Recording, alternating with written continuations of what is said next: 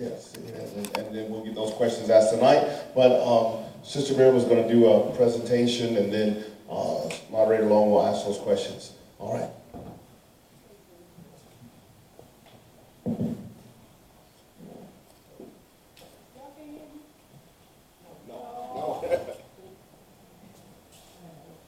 First of all,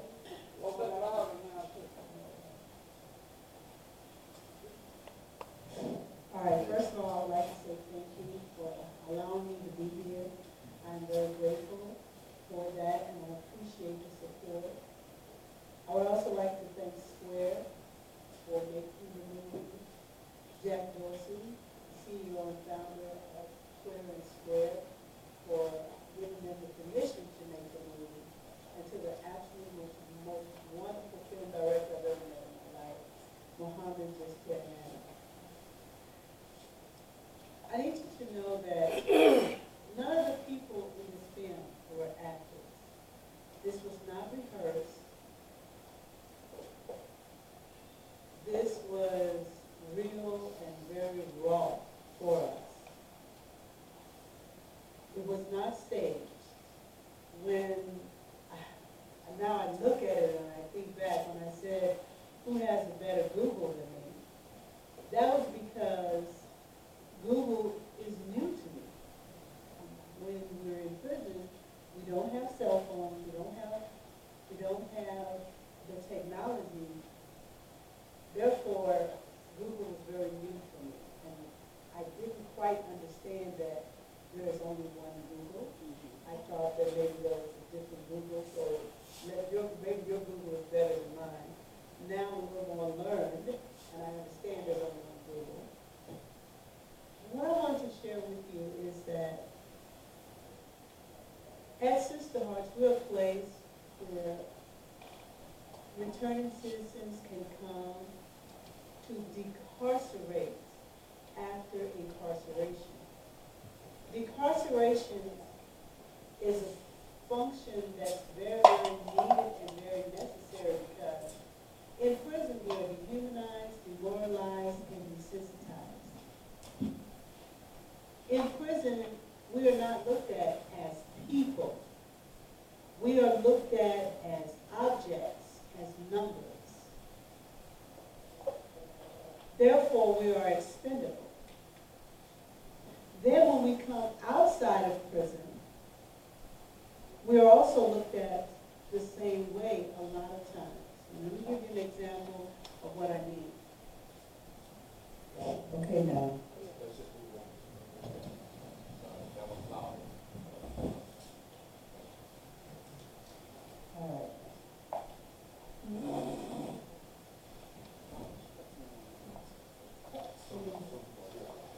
Oh, okay. So where we are with this is, when we come out of prison, how many of you use the word ex-offender? Former inmate, convict. We all do. Until about a day ago, I did too. And I was the one wearing those labels. Then one of the ladies on Facebook said the word people-centered. And I didn't understand what she meant. I don't know how many of you understand what people-centered means. But I asked questions and then they began to explain to me. I told them that when I came here tonight, one of the biggest reasons that I wanted to come here tonight was I wanted to share with everybody in here what that means. Because we have all been doing it, and I don't want us to do it anymore. And I'm telling you that from not only myself, but from my peers also, because I understand it differently. When we use the word ex-offender, former inmates, felons, convicts, we're not talking about people. We're not talking about humans. We have already been dehumanized, and we're struggling to be human. So we need to rehumanize not only our minds, our spirits, ourselves, but on our actions and our character. So therefore, when we put these labels on us, we're just dehumanized more. So instead of us using those words, me give you some better words to use. Returning citizens, formerly incarcerated people, not inmates, formerly incarcerated individuals, people that don't understand, won't think anything about it. But the more you put those labels on us, I find myself feeling like I have to live up to the stigma of those words. And I don't want to do that anymore. I don't even like it. There's some type of mentality that a lot of times people feel that convicts have to have, just like the word thugs. When most people hear the word thugs, they think of a young black male, pants sagging, hanging out on the street corner. No, it's not. I don't think of a thug that way. A thug is the hate you gave. T, the, H, hate, you gave. A thug is this guy that just shot up those people last week, the Marine. That's a thug to me. A thug is somebody that can go into the synagogue and shoot up all those people, go into schools. Those are thugs. A person standing on the street corner trying to sell drugs to survive, to take care of his family, that's not a thug. A thug is someone that has no form of humanization, that doesn't even think twice, but to go inside of a place where there's nothing but innocent people, young people, children, old people, and just start shooting. That's a thug. So it's going to take us to change the systematic way of thinking that have been placed on us as a people.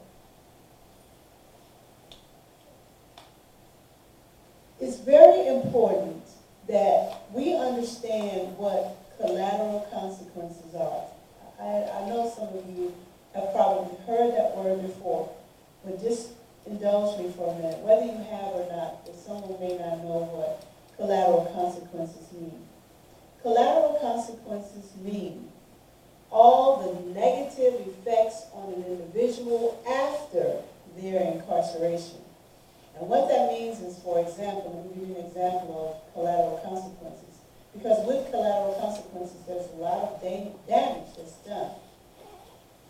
Collateral consequences are people, the effects is when we can't get jobs, we can't get credit cards, we can't open bank accounts, we can't live in public housing, we can't live with our families that's in public housing.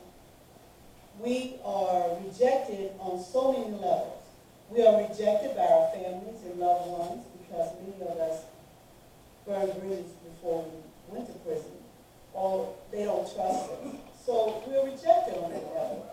Then we go into environments of social circles, and we are rejected there. We go on jobs, and we are rejected there, because as soon as a cup come up missing, it's that convict guy. You're going to look at the one that's been in prison first. So those are all called collateral consequences. Those collateral consequences causes collateral damages inside of us. Those collateral damages plant seeds in our head that says, what's the use? What's the point? I might as well just go back to prison. Then people out here wonder, well, why would they want to go back to prison? Why would they keep doing crime to go back to prison? It's because many times we have become institutionalized. I spent the majority of my time in a 6x9 prison cell. I did not have wonderful, glorious experiences in prison. I was not a model inmate in prison because I fought for religious freedom. Therefore, because I stood for something, the price was dear. I lost my teeth, shoulder knocked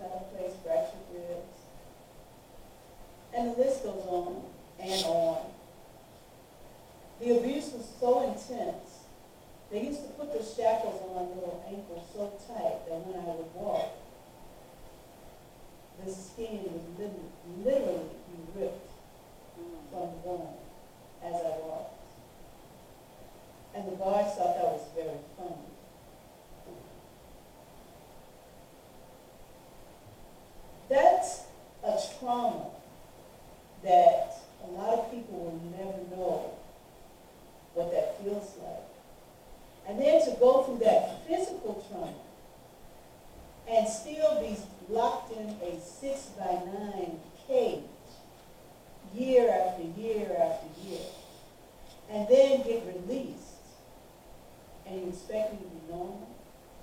What is normal? Many of you have no idea what normal is for me. There is no therapy for us. Well, there was no therapy for me. I couldn't find anywhere that I could go to even talk about some of the things that had happened to me in prison. I didn't know how to deal with it. I didn't know what to do. What I did was, I went inside my head, and I began to realize that I didn't know how to function in society. And I started Sister Hart's thrift store, not because it was such a wonderful business idea, but it was therapy. Because I took items that society had thrown away, considered as trash, disregarded, no longer wanted. I identified with all those items because that's how I was feeling also. When people say one man's trash is another man's treasure, I would remember I was in the hole and I was laying on the floor because we weren't allowed to lay in bed during certain hours during the day. So I was laying on the floor. And I used to say, where does society go to find treasure, the hidden treasures? If they say one man's trash is another man's treasure, where does society go to find those treasures? But wherever it's at, that's where I need to be. Because I need to find some treasures in me. Because I was feeling real trashy. That's when the concept came to me in thrift store. That's where society goes to find hidden treasures. Then I got to thinking, well, Goodwill has become a $1 billion industry selling trash, and nobody can sell trash better than me. Nobody, because I was an expert at this trash business. So to make a long story short, my first original thrift store started out of a suitcase on wheels. And I would go street corner to street corner selling junk out of the suitcase. Then I got a nice little spot in the flea market. Then I got in the Healing Center flea market here. Then I got a little building down the street. Then I got a 4,000 square foot building in Airby. Now I'm in a 17,000 square foot building. Wow. Within 3 years. And therefore, that's what the movie is really about. It's about the success after incarceration. Remember I told you about the collateral consequences? Now many of you think that they're all, there's regular things that you know about. But have you ever heard of the collateral consequences when you're positive, productive, good, and successful? Well, there are. Just a few weeks ago, we're now being targeted because we are the only reentry program in St. Bernard Parish. Now, many of you know the reputation of St. Bernard Parish. You know it. When I was thinking about going out there, they told me to go out there, they were going to lynch me. Okay, that's what they told me. But I'm from Ohio. I didn't understand. Plus, I'm trailblazing. And it didn't matter. I said, well, they're going to have to do what they're going to have to do because I'm going to sure do what I have to do. So, this gentleman, I'm going to pass this around so you can see it. This gentleman, Gregory Rome, and this is not a political, I don't do politics. I can't even vote. That's what's bad about this whole business. I can't even vote. But after this, I got hundreds of votes, and they voted on my behalf. They do not want Sister Harts in their parish. He says, if elected, Rome wants more of these in our neighborhood. In our neighborhood. On his Facebook page, he calls returning citizens these people, like those people. Are you talking about former you talking about black people? Are you talking about women? Are you talking about senior citizens? Are you talking about, what are you, who are you referring to? Now, what I did was this. An ex-offender, a convict, whatever, if you've been to prison, and if I can help you, I will. That is my duty, not to mankind. That is my duty to my Creator. And I don't care what nobody says about that. I have a duty to mankind. It's called humanity. And regardless of my personal religious beliefs, my humanity wins over everything. These two guys came to me and they wanted to volunteer. And they wanted to help me in the store. And I said yes. They are sex offenders. I didn't go and ask this man what happened 30 years ago.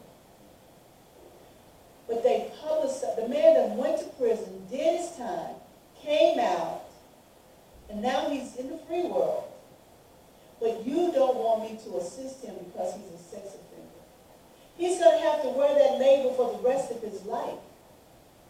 Who died and left me God? For me to say, no, I'll only help black people. I won't help white people. I'll only help ex-offenders. I'll only help formerly incarcerated if they've done this crime or this crime. And this. I won't help those and stuff. Where do they do that at? They don't have a prison for. If you wanted them to do their time differently, you should have built a separate prison for them. That's what you should have did. But you did. The murderers, the robbers, the rapists, the arsonists, they're all under one roof. And that one roof is called prison. Then when they come out in society, you want to divide us? No. The man did not have anyone that would help him. So I helped him. So now, Gregory Rowe, I don't know if he's related to anybody in here, but he put it in black and white so I can say it. He wants to shut down. Jeremy Roy's the one who shut down. Rowe. And what's his name? Roy is the good guy. No, Rowe. Roy. Is the bad guy. Okay. Roy, this man right here, y'all can read that. Roy. He wants us shut down. He does not want a reentry program in St. Bernard Parish, but they want a jail. But they don't want a reentry program. And they don't want a reentry program that's being ran by an African-American woman and a formerly incarcerated person and a senior citizen. But you see, I can't win no way. I can't win nowhere. No way can I win. So I called on the people that supports me. We had a big round table last night, and they were like, well, you need to get out of St. Bernard Parish. You need to just move. You know, we'll help find your building, and you know, we can even build it from the ground up, and we can just move out and this and that. I said, no, I'm not running. I'm not going nowhere. I'm not, because that's not how freedom is won. This man, he's European. They don't want me to help European people. When I was in prison,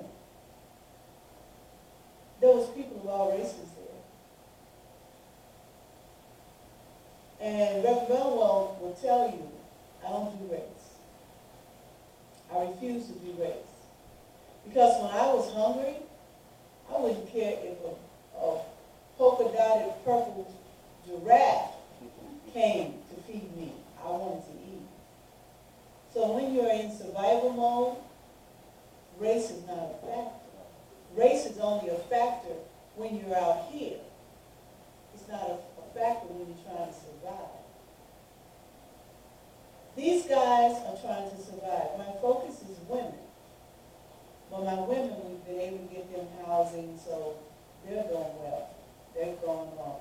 But the guys is very difficult. But I will tell you, because I have decided to stand, St. Bernard workforce will now, and I want y'all to know, remember what I'm going to say. They've never done this before. Any returning citizen that can't find a job, that's having difficulties finding jobs, if they come to St. Bernard and register with the workforce through Sister Hearts, the workforce will pay them to work at Sister Hearts 28 hours a week for 3 months at $8 an hour. That is so powerful. When I tell you that's powerful, that is powerful. So no returning citizen has to go without a job. So when they say they don't have one, send them up there. Send them up there. And I'm saying that if we stand together as a community, we will break down those walls of discrimination and racism and prejudices and hatred and evil that's in St. Bernard Parish. We have to do that. There are too many innocent lives being taken in that parish and not being talked about. You guys, I live out there, and I'm telling you, it's like a whole different country. Everything they keep hush hush. Let me give you an example of when I say hush hush. Did y'all know I spent 2 weeks in jail this year in May? Did y'all know that somebody in Florida made a phone call and said that somebody had died in my building and I hid the body? And St. Bernard Parish came and arrested everybody in the facility. And they held me for 2 weeks in that facility because I'm on parole, so they put a parole hold on me. Did y'all know that? No. They held me there. Now, usually when an African American is arrested in St. Bernard Parish, they quickly put it on the front page. But I bet y'all didn't know nothing about that. You want to know why? Because governors and mayors from all over this country start calling that parish on behalf of Sister Hearts. Said, no, you're not. The DA said, who is this woman? Who is she? Who is this woman? Them people dropped every charge against me. Dropped them, disappeared. They hurry up and let me out of there. But that's not the point. The point is they did it. And therefore it makes me fight a little harder because what about all the returning citizens that don't know the people that I know? That don't have the pull that I have, that don't have the support that I have. I was in there with them, seeing them sitting in there for months, not having even gone to court in St. Bernard Parish. There's no monitoring out there. I know y'all remember that little girl that died out there because they wouldn't give her medicine. Do you know when I went out there for them 2 weeks, do you know they would not even allow those women to go outside for what's called rec? Mandatory. Them women didn't go out. I got on the horn. Yes, I did. I wanted to know. I wanted to go outside. I'm going to walk. So I need you to just, I'm sharing all that with you, not to bash St. Bernard. What I'm sharing with you is that these forums are very, very important in our neighborhoods and our communities. Because what I need you to understand is this. If I wasn't as strong as I am, and my faith is completely unshakable, regardless of what everybody else thinks, my faith is unshakable. If we don't come together as a race of people, as humans, we are all in danger. And I need you also to know that when I was locked up out there, out of the 24 women that was on the dorm with me, I need you to know there was only 3 African Americans. I need you to know that. They don't have a lot of regard for their own women. That's why that man was able to go out there and crawl from under that house and take a machete and chop his wife up in the front yard. That happened a couple months ago. I'm sure all y'all heard about that too. When I tell you St. Bernard keep their stuff so under wraps, they won't even, you guys have no takes place out there. Because a lot of us as aggressive people, we're scared to come. But as long as Sister Horace is out there, y'all want to come out there, because I'm telling you, I got the best deals in the city. I ain't lying. I got the best deals in the city. Y'all need to see some of my pictures. I dress from the top of my head to the bottom of my feet. When I tell y'all, I just look like this right now. But when y'all see this little thing up here? Ain't that cute? That's cute, isn't it? I shop at Sister Horace. Y'all see the jacket? Oh, let me let y'all see the jacket. Look at the jacket. Look. Ain't that nice? I shop at Sister Horace. Y'all need to come on out there and get some of them deals, because they try to keep that as a secret too. So are there any questions? But I want you to share that with me. Ms. Janice is going to respond first. From your heart, Well, this is not my first time meeting Ms. Ulo, who I have actually been to her facility and met some of her people, and it is quite an impressive operation.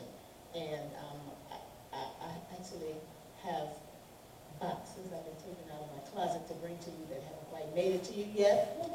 Oh, I will. But it is an impressive operation. It's impressive for somebody who has never been incarcerated to have accomplished what she did in 3 years. But to have come out under those circumstances, it gives me chills. Like, you see the goosebumps? I'm just really, totally overwhelmed. It is impressive, and you should go out and see it and support it. Okay, we do have some questions. All right, the first one is, what kind of changes would you make to prisons, that is changes, that would make them more effective? Maybe just the 5 top things.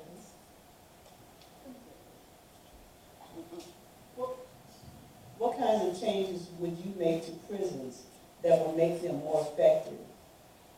The first thing that I would personally do is develop economic independence. Economic independence, we have to have that. Everybody is not designed to go back to college and get PhDs. Everybody's not designed to get boardroom jobs. You know, there's some of us, after we've been so damaged, we don't work well around a lot of different types of people and in different types of environments. So teach us to develop our own businesses. That's number one. No matter what it is, find whatever it is the person likes and help them to develop their own economic independence. The second thing is, society does not make returning citizens accountable, nor do they give us the responsibility for our own rehabilitation.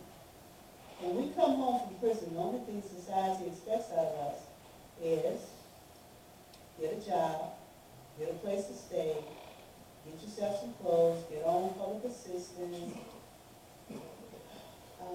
maybe get a car, stay out of trouble. Those are very small expectations for human beings. No one expects us to get out of prison and build empires with an initial investment of only $40, like I did. So therefore, we're going to develop the economic independence piece, make us more accountable and give us more responsibilities. Don't allow us to give you the excuses of what prison did to us, how it did it, and all that other stuff. Okay, you know we've been damaged, you know we're institutionalized. Don't let that be the reason for me to go out here and rob somebody, or go out here and snatch some old woman's purse. Don't let that be the reason. Don't. Just because the collateral consequences are so severe and so intense does not mean I can't rise above them. Help us to help ourselves. Give us the tools. When I say give us the tools, this is what I mean. For example, we work with Tulane volunteers. They come to the store and they work with us. And what I found is that talking to people that have been formerly incarcerated, a lot of civilians, and I call anyone that has not been to prison, I call them civilians, they don't readily discuss it. You don't just talk about prison. You don't just say, you know anybody in prison, have you ever been? That's just not a politically correct type of conversation.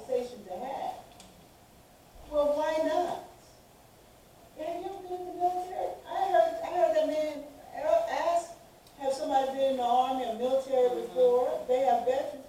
If you can ask, well, are you a veteran? Why you can't, you been through? And then I can say, well, you know I have, as a matter of fact. What you're doing is allowing me to be human. You're allowing me to tell you the truth instead of forcing me to lie to you and live in a dark shell that I have to live in anyway because I don't want to be rejected by you. Because if I tell you the truth, you're not ready for the truth. So therefore, I have to live this lie just to appease people. I won't do that. As soon as you walk in my store, I said, let me tell you, baby, everybody in here been to prison. We all been to prison, okay? We convicts, felons, whatever you want to call us, but you need to know. So, therefore, do you still want this sofa or not? Because if you don't want to buy the sofa from us, our kind, I want you to know I'm okay with that. Because I have a beautiful sofa in my house. So do you want this sofa for a price that you can't get nowhere else, or do you want to walk out? The choice is yours. And I'm really blunt like that with people. And it took a little getting used to, but, you know, they now love me for it. So they don't come down with that foolishness thinking I'm going to be feeling guilty. And no, I'm not. No, I'm not. This is a business deal. You want to do business with us or not? If you don't want to do business with me because of the color of my skin, or because of my age, or because I got dreadlocks, or whatever your problem is, that's your problem. But you're not going to force it on me. So, therefore, I think those are the things that we definitely need more of. We need more open dialogue. Because when you allow us to tell you the truth, it's not so hard for us anymore. Because in prison, we have to lie. We have to cheat. We have to steal. We have to manipulate and connive and deceive and do some of the most evilest things known to mankind just to survive. And I'm no exception. Please don't want anyone to think I was an angel, because I wasn't. I was not a model inmate, and I did a lot of things that I'm not happy about or proud of. But I survived. That I am proud of. So those are some of the things that I would suggest. I have another question. It says you're running a nonprofit. I'm sure you have a dozen other ideas of things that are needed for decarceration. So what are the main things needed? Some of the main things that we do in decarceration, first of all, let me give you an example of what decarceration means. Okay, you guys see these cups are over here, right? Well, in prison, these cups are now over here. Well, these cups are supposed to be here. But in prison, if someone doesn't tell me to put these cups over here like this, I can't touch them. No matter how much I want to, I don't want to run the risk of having to do time in the hole or getting a report and having some of my privileges taken from me. So therefore, I just let that sit there, knowing it's out of place. Now I'm released from prison. Once I'm released from prison, this mentality stays. Now, my confidence is so low. Self-esteem and self-worth is so low. I don't even have the courage to just take upon myself and put those cups there because I'm afraid of the repercussions. And I don't know if any of you have had family members that have gone to prison and come out. If you notice, we don't touch things in your house. We don't just touch things in your house. And we don't want you touching our things in the house either. If it's something that belongs to me, I don't want you touching it until I give you permission to touch it. And I really wish you wouldn't touch it. That's an institutionalized brain. So what happens is very simple. At Sister Hearts, the first thing I know we have to do is start retraining that brain. And that's what you saw in the film. So what do you see in this area? Well, it's cluttered. Well, the whole store is cluttered. But that's not the point. What do you see? Well, Miss Mary is cluttered. Okay, then I want you to be cluttered. And therefore, if you want to put those cups over there, you put them over here. You put them here. There's no right way or wrong way. It's just your way. And what that does is stimulate the brain to be forced to think independently. That's the first step to decarceration. been incarcerated, allow us to be truthful, one. Allow us to think on our own. Don't tell me what to think. Don't tell me what to say. And don't tell me what to do. Even though what you're telling me could be right, don't do that. Ask me, well, Bill, what do you think? And if I tell you, I just don't know. You can give me suggestions, but don't think for me. Help me to think for myself. Because that's the only way that I'm going to be incarcerated. That's the first step. The second step is I enroll our participants in mental health. I don't care what they say, we need mental health. So I automatically enroll them in mental health. And we have the case managers, they come to the facility, and the social workers, and they take care of them. If they need medication, there's a doctor, they do all of that. And then I help them with the basic necessities. I use Maslow's hierarchy of needs. I make sure that they have their food stamps, their medical, their IDs, and then I enroll them in the workforce so that they know that they're on the road to getting a job. So I take care of the basic necessities. Then we start working on communication. Then we work on social skills. Then we start working internally on how to incarcerate not only our minds, but how to deprisionalize our spirits. And those things are very important. Thank you for that answer. I'm just wondering, the last thing on this question says, what are the main things needed? So maybe the person who asked the question was looking for what can the community do to support you? So that's what that question said. Well, it says, what are the main things needed? Who asked that question? What do you mean? Well, I was looking for things that we as members of the community could do to either start things that would also support your vision, or whether you had other ideas in mind of things to start and get moving on to help out with decarceration. The first thing that Sister Hart, we need a board. I don't have a clue about this board business. I need help with the board. So if anyone out there knows how to help put a board together, I need you to help me put this board together. The second thing is we need an advisory board. When I was selling junk out of a suitcase, I didn't think anyone was paying us any attention. But now we have gone global. We're actually international. We are the poster child. I am the poster child for reentry. I cannot do this on my own by myself anymore. I need the community. This community has helped me to flourish in ways that no government could have ever done. Ever. And that's a pat on the back of every person in our community that has helped me. Because you guys are the true rehabilitation for formerly incarcerated people. You guys are. That question that you asked is so wonderful, so magnificent, because that question says to me and people like me that you care. See, I'm not politically, that's why I wasn't taking any chances on this question, trying to guess what you meant. You got to tell me what you mean, and then we can go from there. As I'm succeeding, I am a success story for Louisiana, even though I'm from Ohio. I am still a success story for Louisiana. We are recognized all around this country and even in Germany. The point that I'm making is I have reached a plateau personally. I am at a point now where if the community don't come in and invest in what we're doing and help us, the community will suffer because they're releasing a lot of angry people. And anybody can be a victim. So to answer your question, the first thing that I personally need is a board. I need someone to help me put the board together.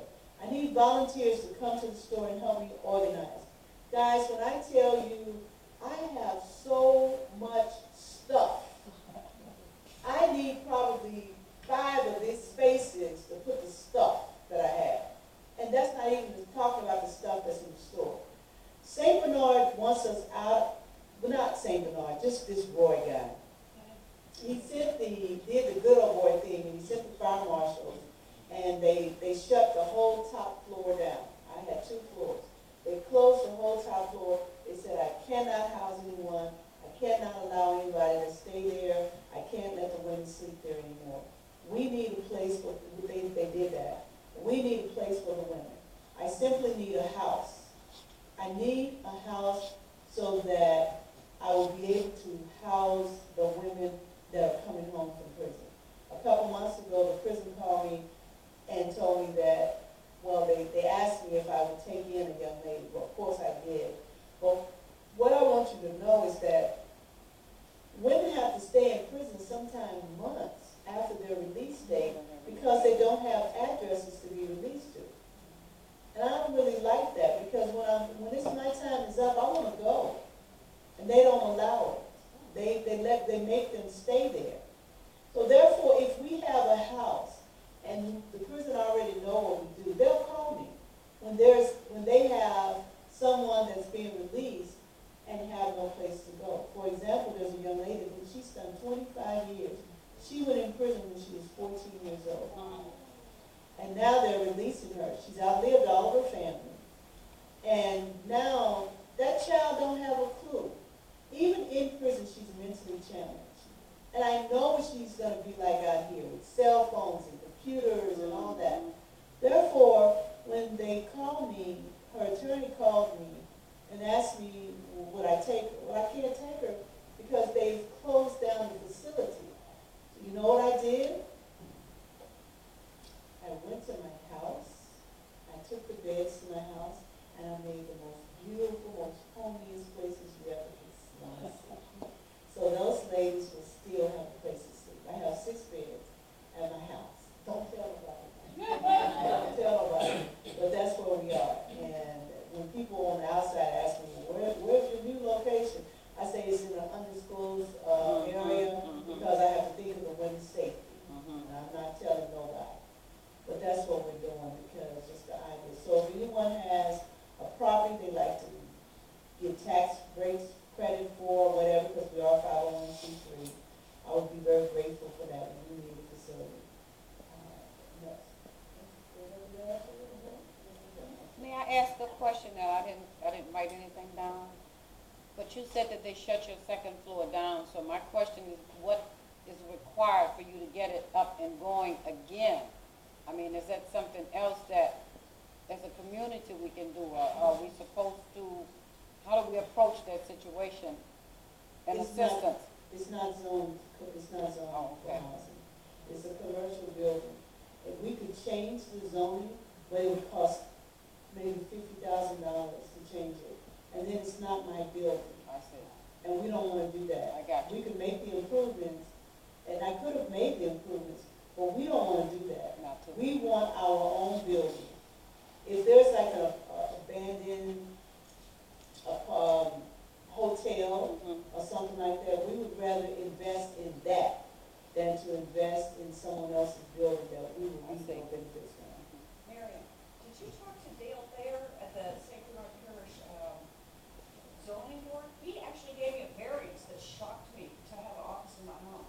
He's got a lot of latitude, and obviously on the right side of things, because you know what goes on over there. I'm gonna talk to Dale. I do know him. I do know him. I'm gonna talk to him, but Dale was in the middle of a lot of the widow boy stuff, and so he had to do certain things to me to appease those coming down on him.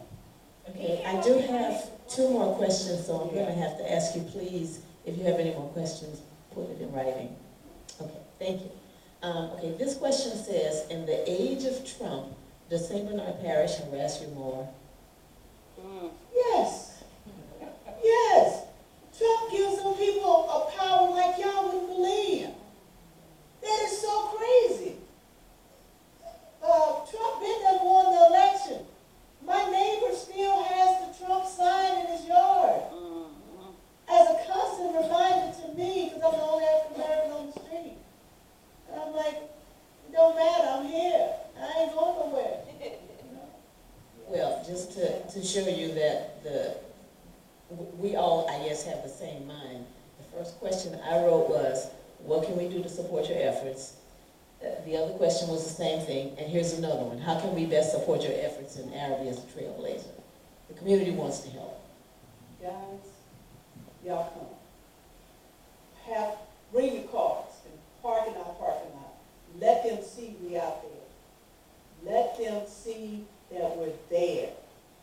If you know somebody in St. Bernard, if you can call, not political, but guys, we have to make a stand. Let them see, believe me, they watching. Let them see that cars is there. Y'all come.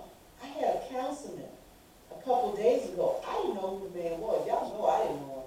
But one of his people saw him and asked him, well, what is the councilman doing here?